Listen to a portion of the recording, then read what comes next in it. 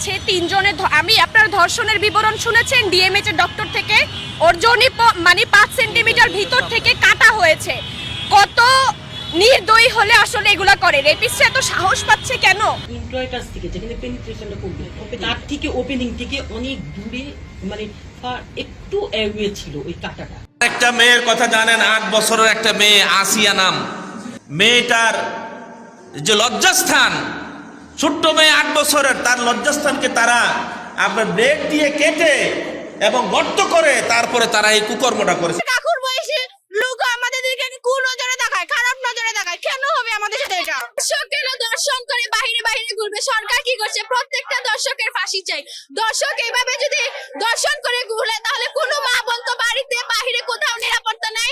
আমাদের একটাই দাবি, দর্শকের ফাঁসি চাই, ফাঁসি চাই। দর্শক এইভাবে বাহিরে বাহিরে ঘুরতে পারবে না, তাহলে তো আমাদের কোনো নিরাপত্তাই নাই। যদি আমরা নিরাপত্তা না পাই তাহলে দেশে সরকার রেখে কি লাভ? একদমই নিরাপত্তা নাই দেশে।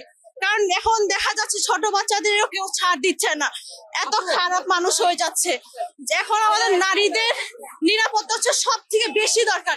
কারণ একটা হিজাব পরা মেয়ে নিরাপত্তা পাচ্ছে না, একটা শিশু নিরাপত্তা পাচ্ছে না, একটা কলেজের মেয়ে নিরাপত্তা পাচ্ছে না। তো আমরা এখানে নিরাপত্তা পাইলাম কোথায়?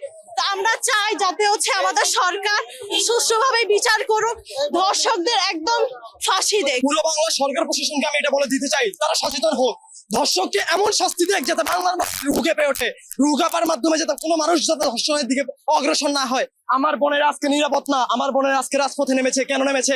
এই তাদের নামার কথা ছিল না, তারা কেন আজকে রাজপথে? আমার বোন আসিয়া আজকে কেন ধর্ষণ হলো? আমার মা বোনকে